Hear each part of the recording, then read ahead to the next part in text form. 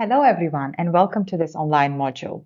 I'm Reine Zendedel, professor at Utrecht University. That is one of the Charm EU universities, and together with my colleagues, I have created this module on intercultural communication. This module is meant for students at all levels and from all faculties going to any place in the world. In the coming hour, I will try to make you acquainted with several concepts and important insights of intercultural communication and to offer you tools to better navigate your exchange abroad. Together with my colleagues, I hope this module will facilitate your intercultural learning experience. Enjoy the lecture. The aim of the module is fourfold. First, to develop awareness of cultural differences and commonalities. Secondly, to share and to reflect on examples and challenges of cultural encounters. Third, to develop self-awareness regarding your cultural values, norms, and beliefs. And finally, to navigate intercultural differences effectively. This is the outline of the course. First, I will talk about culture and intercultural communication. Then I will explain about cultural norms and structures. I will introduce the term rich point, also known as cultural incidents. I will be talking about stereotypes and mechanisms behind it. And I will offer you some reflection tools such as the DIVE model and the Kolb's learning cycle. Before we talk about intercultural communication, I would like you to take a moment and think about the concept of culture. What is culture? We will discuss that in a bit, but first I would like you to look at the pictures and try to think what these objects tell you about culture. So the first object is a fish in a bowl, the second is a pair of glasses, the third is an iceberg, and the fourth is an onion. On the next slide, I will explain to you what these objects have to do with culture. According to many students, I've talked about this, and according to some theories that we know. But first, just think for yourself, what do you think? How do you think these objects relate to culture? On the next slide, you will find some answers. Let's first look at the fish in the bowl. Many students I've talked to say that culture can be sometimes like a bubble that you're in. So the fish in the bowl sits in a certain culture. In this case, the fish is a metaphor for the human, of course. So you sit in a certain bubble and you think that your way is the only right way, or at least this is the norm. For instance, I'm born into a culture where directness is not so much appreciated. So if a friend asks you, oh, would you go to the movies tonight? You would not so easily say, no, don't feel like it. You would rather make up an excuse like, oh, no, I have still a laundry to do or a report to finish. Whereas the current culture I live in, the Dutch culture, it's quite normal to say, no, I don't really feel like going to the movies. And it doesn't mean that you don't like the other person. So the escape from this constraint of culture is to go into the wide open sea and to see that actually you can bridge these cultural walls, apparent walls, right? So on the next slide, I will be talking about other pictures. In this way, it will be hopefully easier for you to catch up with the slides. Let's talk about the glasses, which is a metaphor for being able to shift perspectives. So we'll look at the world from our culture, from a certain pair of glasses. And sometimes we interpret the events that we observe from this cultural lens. So let's take another example from the culture I'm born to, which is Azerbaijani culture, where food is related to hospitality. So offering food, eating together is considered as a sign of hospitality, a sign of warmness. So if you would go over to a friend's place, not even around dinner time, you will be offered food. And the host will almost insist for you to stay over and eat. This is, well, the country I'm born to, the culture I'm born to. In the Netherlands, this is not the case. If you go to a friend's place, well, a friend might ask you to stay over for dinner, but well, the friend might as say like, okay, well, now you have to leave because we are eating in 10 minutes. So if you would look at this Dutch behavior from your own cultural lens, you might think, oh, they're so rude. They didn't even offer me food. Whereas you can also look at this from the Dutch perspective, which is, well, I don't want to force you into staying. So these are two different ways of looking at the same situation. And over the years, I've learned not to apply different lenses. So when I'm in a certain Dutch situation where Dutch cultural rules apply, and now I'm stereotyping a bit, so I'm reinforcing these examples a bit. Of course, there are Dutch who would offer you food and even insist. We will be talking about it in a bit when I will be discussing stereotyping, but the point is that you are able to shift perspective. So I am now able to look at a certain situation with my Dutch glasses on and with my Azerbaijani glasses on, and this prevents me from, well, judging and ascribing some negative outcomes to certain events because, well, I will be talking about that when discussing the iceberg on the next slide. Let's talk about the iceberg, and I will apply the same examples here. So what we see on the surface is the behavior, and what is underneath are the norms and values. So let's look at the behavior that I explained in the previous slide, offering food to someone. This could be related to the values of hospitality and friendliness, but it could be also related to the values such as intrusiveness and forcing someone. It also has to do with this perspective shifting that we discussed in the previous example with the glasses. So the same behavior. Let's take my parents. If you go to their place, they will offer you food. They will almost force you to eat. And you can look at it from the value of, yeah, they're friendly, they're warm, it comes out of hospitality. Or you can look at this from, oh, they're taking my time, being invasive. So what we see, the behavior, is normally related to values, and it is important to find out what is behind it. For instance, one student of mine who is originally from Syria recently discovered that for Dutch people, being on time means being trustworthy. And for him, this was something new. Like, how is being on time related to being trustworthy? I don't understand it. So once you observe the behavior, there are different norms and values behind it, and that is what the metaphor is standing for. So then what does the onion stand for? The onion is layered, and so is culture. There are many layers to culture, and we also talked about this in the iceberg metaphor. Over the years, I heard also some other interesting explanations of this metaphor. And one of them was that one of my students said, well, it doesn't matter which culture you come from, an onion is always the base of any meal. I like that one. It was funny. And then another one, somebody said, well, an onion makes you cry, and so does culture. Well, of course, this is all funny meant, and intercultural incidents do make us, some maybe not cry, but feel strange about things. But I hope that you will meet these differences with pleasure and with laughter after having this exchange trip. I would like you to sit back and fill in the iceberg for some behaviors and artifacts that are visible to others that you're aware of, and then the underlying norms, assumptions, values, and beliefs, which you're probably not so conscious about and which are definitely invisible to others. For example, when I arrived to the Netherlands many years ago, it would be a normal thing for me to offer food to others. It is a very common thing in Azerbaijan, where I come from, to share food with each other. Well, probably this is also the case for some of you, and probably not the case for other people. So these things are very culturally bonded. So what happened to me very often is that I would go to school with my lunch, and when my peers would ask me, hey, what you have there? Because my lunch looked slightly different from the Dutch sandwiches, they would ask me like, hey, what you have there?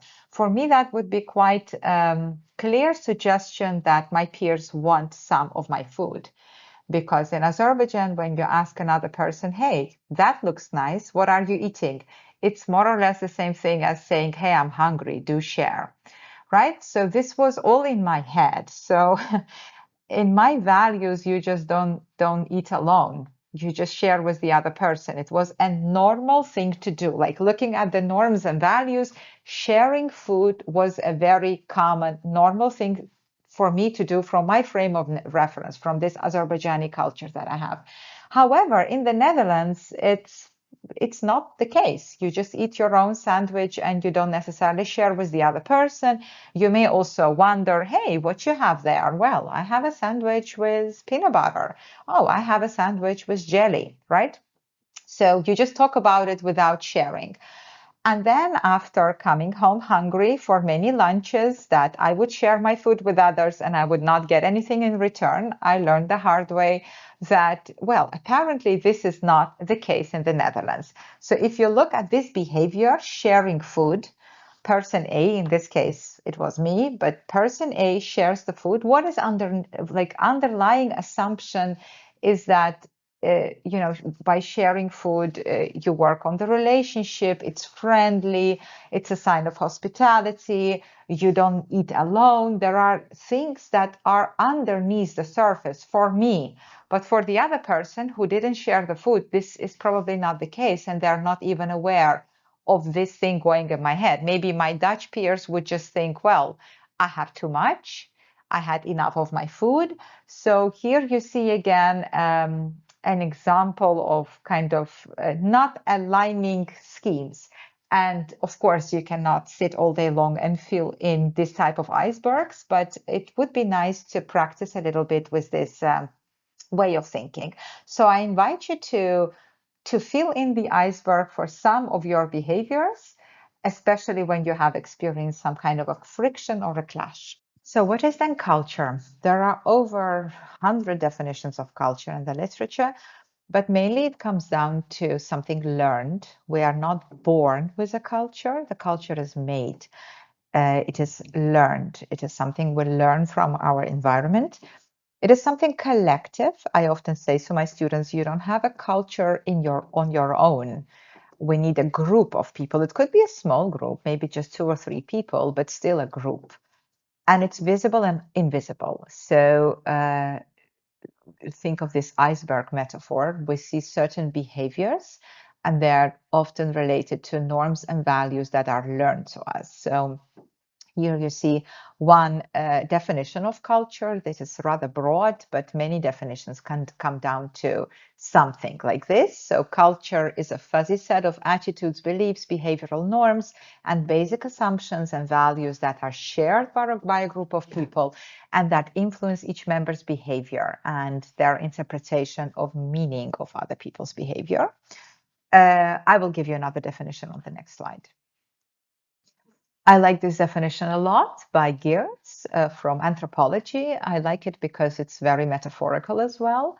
So man is an animal suspended in webs of significance he himself has spun. I take culture to be those webs and the analysis of it to be therefore not an experimental science in search of law, but an interpretative one in search of meaning.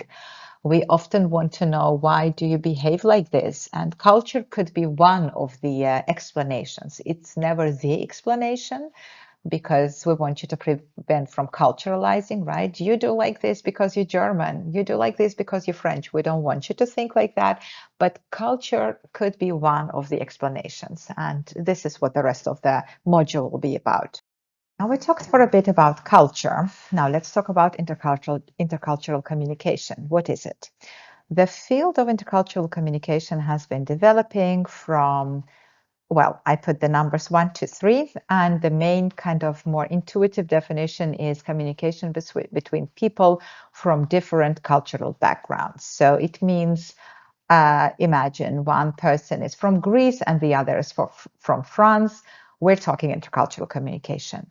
Well, nowadays we say this is not the case because we live in a globalized world, because we already have a lot of common shared knowledge, shared frames of references, and these people, one from Greece, one from French, could be 2 students taking the same course and having more commonalities. So and even probably the same language.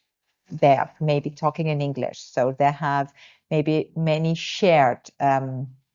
a shared frame of reference. So Now I rather say that communication in which linguistic or cultural differences are made relevant for processing the outcomes of interlingual communication. So let's say these two students are discussing a meal, and the French student says, so let's meet around dinner time. The Greek student says, yeah, let's do that. And the French student arrives at 6 and the Greek at 8. So here we have a thing that has to do with cultural structures, cultural norms and values. Again, I'm stereotyping here. I have no idea actually what time people eat in Greece versus France, and maybe these particular students eat at the same time.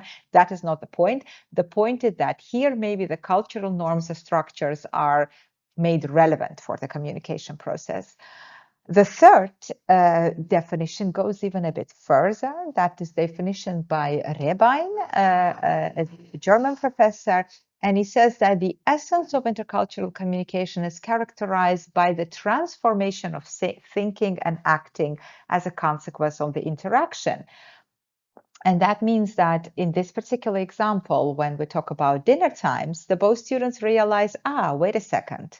Of course, dinner times are different. We are not aware. Or we previously talked about things like values underneath the behavior.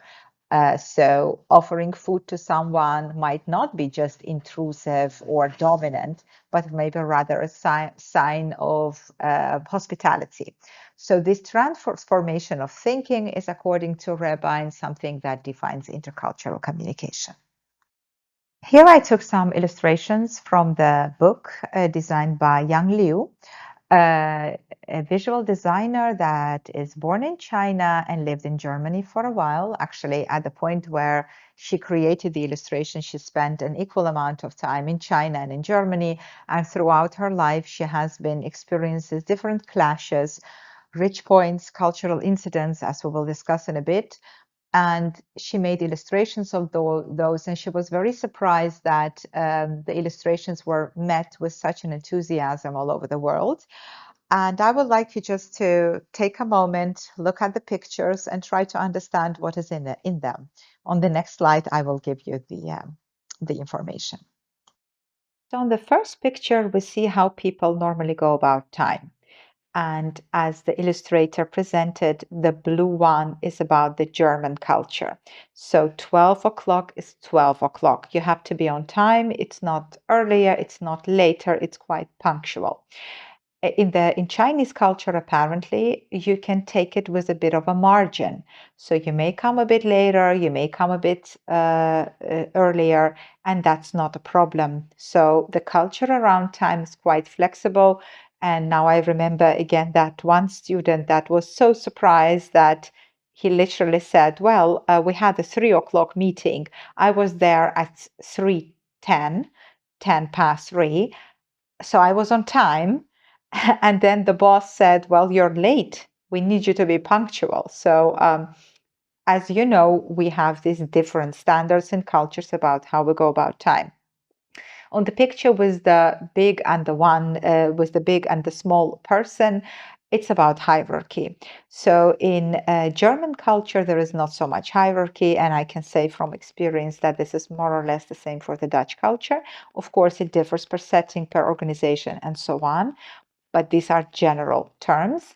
However, in Chinese culture, you have much more hierarchy, and you often can see who is the boss, even by appearance. So the boss maybe dresses differently, has a separate office.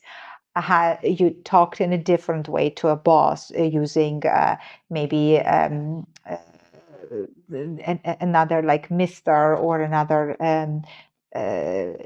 type of how you call the boss.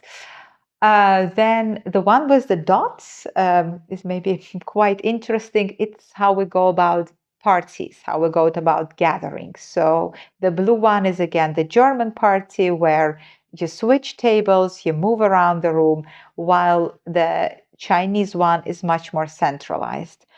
maybe also the stereotypical Italian family dinner, right? It's all, and I can say from my experience, this is also what I know from Russia. There is one table, everybody sits at one table, there is more or less one conversation. And then the final one, the footsteps around the dot or through the dot. That's, of course, how we discuss problems. Straightforward, directly. When you write a report and your peer tells you or your boss tells you, well, this report isn't well written, you have to redo, or you rather go around it, or the so-called beating around the bush. That is also a cultural something, and probably you recognize it in more direct or indirect cultures. In different cultures, we go differently about time, space, verbal and nonverbal communication, etiquette, hierarchy, and so on. So maybe you can take some time and think about what is very specific to your culture, what is normal to you, and what you consider as rather odd in the other culture. I have here a cup, like in the market there is already merchandise around this. You see written on the cup, I'm not yelling, I'm Somali. Actually, one Somalian friend of me shared the cup with me and she had to laugh about it. Of course, this is a stereotype, but compared to this is a continuum, right? In some cultures it's more common to talk slowly, with more pauses, with a softer voice, whereas in other cultures, this might be more normal to use gestures. I do that a lot myself, but this is also a stereotype about Italians, for instance, with a louder voice. So we have ways how we go about communication in different cultures, and the same thing applies to time, space, and so on. And it's relevant to know the differences. It is relevant to be aware of the differences, that the way you talk is maybe not necessarily the normal way, as there is not a universal norm. As we established previously, culture is something, it's not something universal. It's not something we're born with, but it's something we learn. And one person maybe learned to talk in a soft voice with many pauses, whereas the other person has been taught to speak louder and with more gestures. And it doesn't mean that one person is more polite than the other. So just think about these possible cultural structures and how this will be for you when you will arrive at the place of your destination. Now let's play a little game. And the game is called What Do You See? In a bit, you will see a few pictures, and this is the first one. And I have a very simple question for you. What do you see? I want you to look at all of the pictures and formulate an answer for yourself. And in a few moments, I will give you a model how to look at things, and we will discuss that.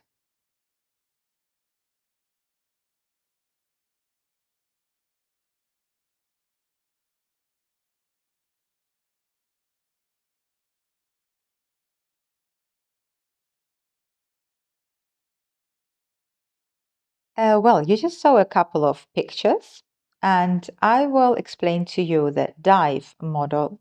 The V is between brackets because sometimes it also appears in literature as the die model, and it stands for description, interpretation, verification, and evaluation.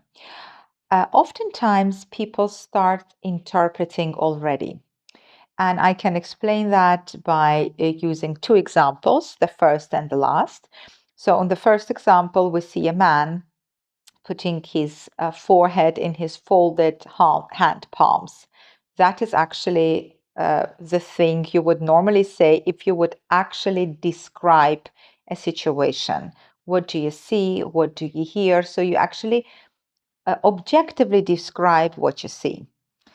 Interpretation, however, goes a bit further, and I bet many of you had things like a sad man, depressed man. I even once had a student who said, "This is someone who is contemplating the choices he made so far." To which I replied, "Is this person you?"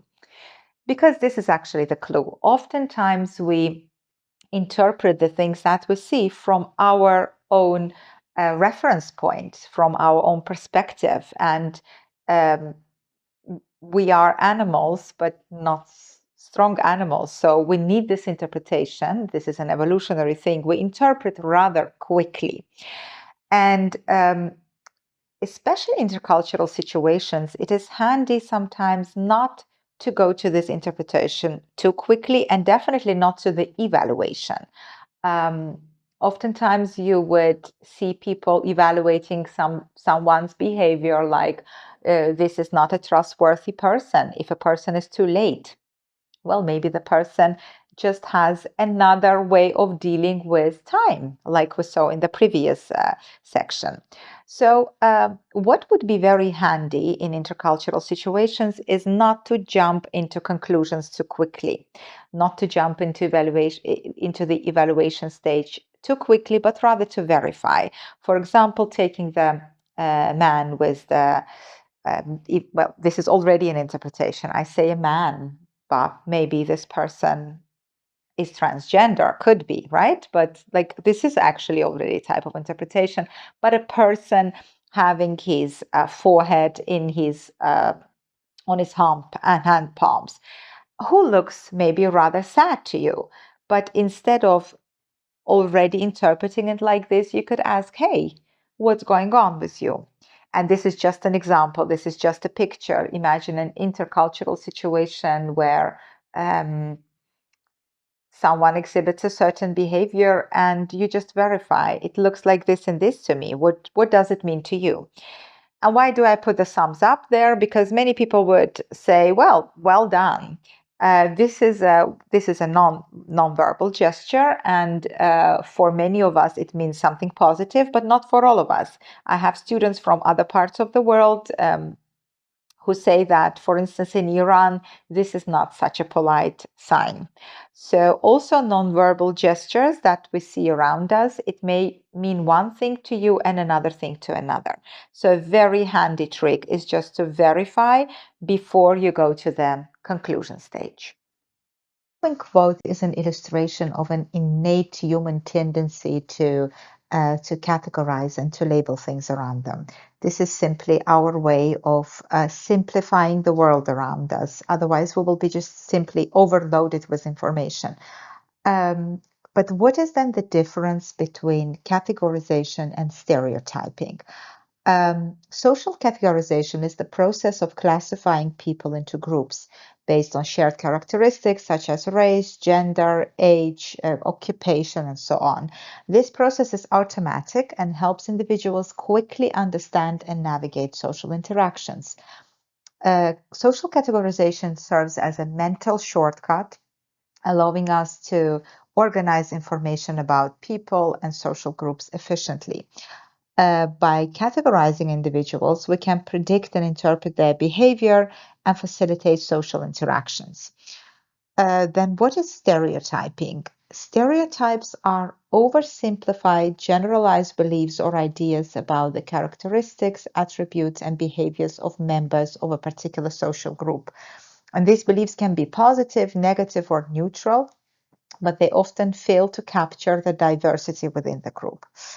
And stereotypes emerge from the process of social categorization, but they take it a bit further by attaching specific attributes to members of a social group.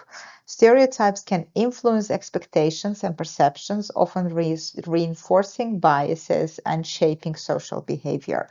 So stereotypes can lead to prejudice and discrimination when they are used to justify unequal treatment or when they distort perceptions of individuals.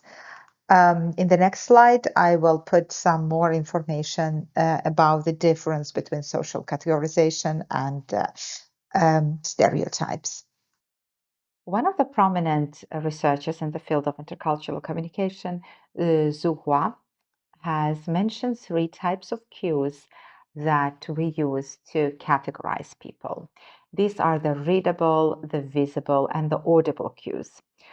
So let me tell you another example. I once had a student in class. His name wasn't Marcello Massi, but it was an Italian name, Italian sounding name.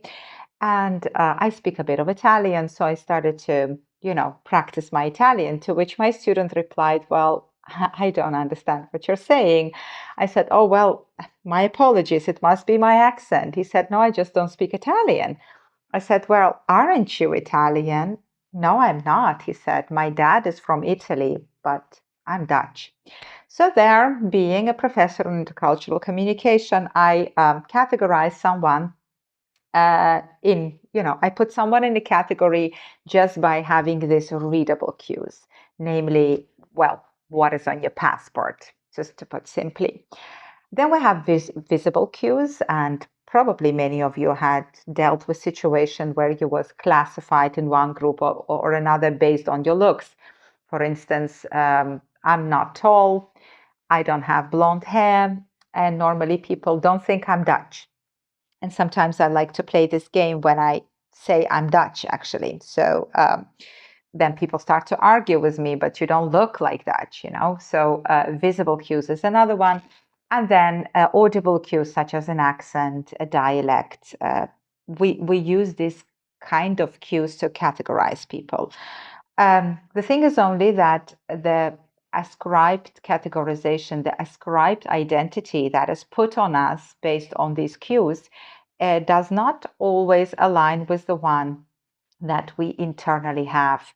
So, for instance, with this particular student that I thought was Italian just based on his name, he said, no, I am just Dutch, indicating that he grew up in the Netherlands and he did not identify with being Italian. So, when next time in situations like this, be aware that people probably are using this kind of cues to categorize you, and probably you do the same. So it's okay, it's normal to do it, but a little bit of awareness sometimes helps. And a bit of cautiousness, right? So, oh, well, based on your looks, I wouldn't say you're German, but you don't have to say it. So you just, I'll wait until a person present themselves, because the identities that we have do not always align with what the other person sees. In the video that you just watched, the man identify the women as Asian. At least that is the category he put her into, and that was not aligning with her idea. So in this exercise, I would like you to think of your own identities. We never have just one identity, we have several, and they're not fixed. They're very much fluid. They change over time. They change because of the relationships that we're having, because of the periods that we live in. I mean, some at some point you will become parents, maybe, so you get a whole new identity, or you study abroad, or you get married. So there are this type of new identities, and I would just like you to sit back and think for yourself, oh, which five most prominent identities you ascribe to yourself. I've also provided an example of my own. Look at this identity flower with you in the middle, and you can write all kinds of things like related to family, to your gender, to your study, to your hobbies. You don't have to fill in each of these things, but just think of the five, three, four, it could be any number of the most prominent identities that you have at the moment. Ask a few friends or family members, people who are close to you, about how they see you. So if they would name a few identities for yourself, for you, how they would describe you. And maybe another interesting thing to do is to ask a person that you just met, maybe a peer from studies, or from a sports community. The interesting thing is that there will be overlapping parts, but probably people who do not know you, they may place you into another category that you place yourself. This is quite an interesting exercise to do, and also to reflect on your feelings. How does it feel for you when the identities are coming together or when they are clashing? I very much welcome you to play around a bit and even think of who are you? It's quite a difficult question, actually. And maybe the first time you will be asking yourself this type of question. And you may even go a step further, ask yourself a question upon your arrival to your exchange destination, and ask that question again after a while and see a shift for yourself if there is a shift. See if your identity is changing because of the new adventures and the contacts. A theory that I really like when talking about intercultural encounters is the theory by Adrian Holiday. It's about blocks and threads. So he says there are two ways of engaging in intercultural encounters, and one way is more focused on the differences and maybe jumping into stereotypes so now and then, but the focus is on the differences. And as we saw in the previous video, that is what happened, right? Two people are running, one person looks different from the other, and the guy assumes they are different or that the woman is from another place. Maybe a more fruitful way would be to focus more on similarities because they are both runners. And this is already a similarity in this particular context. So the guy could have asked, like, hey, nice morning, right? The weather is great. So do you always run this road, or are there certain cooling down exercises you do? And from that point, they could have or could not arrive at the differences. So in your particular situations, maybe it is a better start of a conversation to look for common ground. And I have two examples here. Imagine there is another exchange student, let's say from Italy. Of course, you can immediately talk about differences, but there is a bigger chance into running into a stereotype. Creating common ground is often much more fruitful, especially in the first encounters. So if there is a similarity you have, maybe you do the same kind of sports or taking the same course, you can talk about that. And from that point, when there is more rapport building, more trust, you can also discuss differences. Now you will be traveling to new places, meeting new people, and probably you will find yourself in situations when you won't understand what is going on. Maybe you want to shake a hand of the person you meet, the person doesn't respond in a way. Maybe you get hugged on the street, and every time you see a person, you get 4 kisses. Happened to me in Spain. I was very surprised why every time I meet the same person over the course of the day, I get 4 kisses. Something unexpected, something unusual. It could be something very large. It could be something very small. But what do you do? Let's discuss that. How do we react to something strange or unexpected? In his wonderful book, Language Shock, Understanding the Culture of Conversation, Michael Argard discusses different ways that one can, how we can react on unexpected situation. You can wait until the situation passes. You copy the behavior of the other.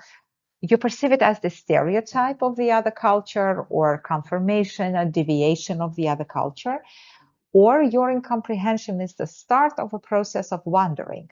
You compare your own culture with the other and you start to reflect and analyze. Well, as I lived in many different cultures, like several different cultures, I applied all of these things.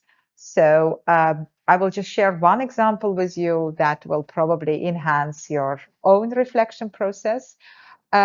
It was some years ago when I was not so much acquainted yet with the culture of mothers, like people who give birth, like this whole birth culture, giving birth, names of children, all of that. I didn't have children yet at that point, and I had a colleague who was pregnant. And during lunchtime, this particular colleague shared that she will have a girl, to which I responded with, "Oh, that's nice. Do you already have a name?" "Yes, I have." She said, "Yes, I have." And I wanted to know what the name is. So I started to ask more questions like, "So tell me." She looked at me. She gave me this strange look like, "Well," she said, "it could be an Arabic name, but also used in Russia. And then I thought, why is she playing riddles with me? What is going on here? So this was this strange situation. There was a friction, but I couldn't understand what happened. So I just waited until the situation passed. Um, I also perceived it as kind of stereotypical to pregnant women. I remember coming home and telling my husband, like, what they say about pregnant women is true. They are kind of crazy. I think it's hormonal or so. And I told him this story, to which my my former husband replied, "Well, it seems that you're the crazy one here because you were very impolite by asking her the name of the baby, of the unborn child." I said, "How so?" He said, "Well, here in the Netherlands, my husband is Dutch. Here in the Netherlands, we don't tell the names of unborn babies." And then I said, "Oh, really?" Well, I wasn't aware. So actually, I went to step four and I was wondering what happened. So I confronted someone else from the same culture. So the Dutch culture, this aspect of the Dutch culture was unknown to me. And this person told me, well, this is how we go about unborn babies. Now you can stop and wonder, how is it in the culture you're born? I ask my students oftentimes, and they don't know because they're not at the stage in their lives when, you know, many children are born where they get confronted with this. But once you reach that stage, you will know. And you will discover that in many countries, in many cultures, we go very differently about this, and nobody's crazy. It's just good to realize that there are different ways of dealing with it, and all of them are equally fine. But these frictions, they still happen, and they give you an uncomfortable feeling. And hopefully, with reflection, posing questions, and listening, you will find a way to overcome them and to learn from them. These rich points, they happen suddenly, and you can wonder why you don't understand, wonder if how you thought the world worked isn't just it's just one variation on the countless themes. And if you wonder, you have taken on culture not as something that those people have, but rather as a space between you and them, the space that you can bridge. So you can discuss these things like, okay, so I'm not used to getting four kisses, or I am rather used by telling the names of babies, or whatever topic it is that you discuss.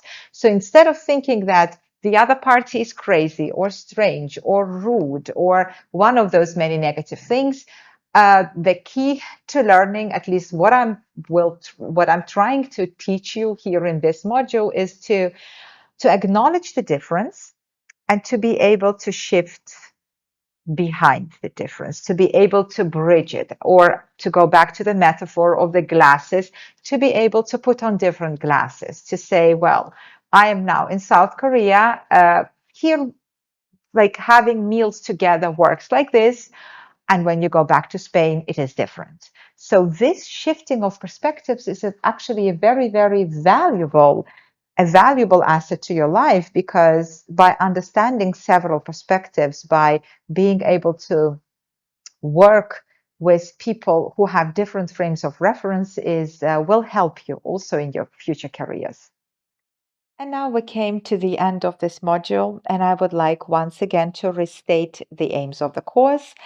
First being to develop awareness of cultural differences and commonalities, to reflect on examples and challenges of cultural encounters, to develop self awareness regarding your cultural values, norms, and beliefs, and finally, to navigate cultural differences effectively.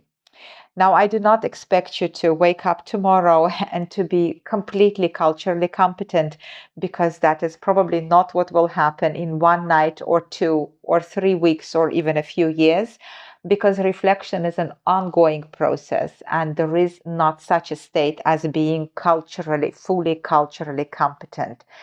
We still learn every day, and I hope that this module has helped you to start this reflection process and to improve actually all kinds of communicative situations, especially the intercultural ones. I really hope that this module will help you to move beyond differences and to enrich your exchange abroad and maybe even some other interesting life experiences. And at this point, on behalf of our whole team, I would like to wish you a very nice exchange abroad. If you would like to read upon some extra literature on the topics, we have included some relevant sources. And in the end of this module, you can take the survey and tell us what you did or did not like about module. And we really hope that you have enjoyed this mini lecture, and we wish you a very nice day abroad.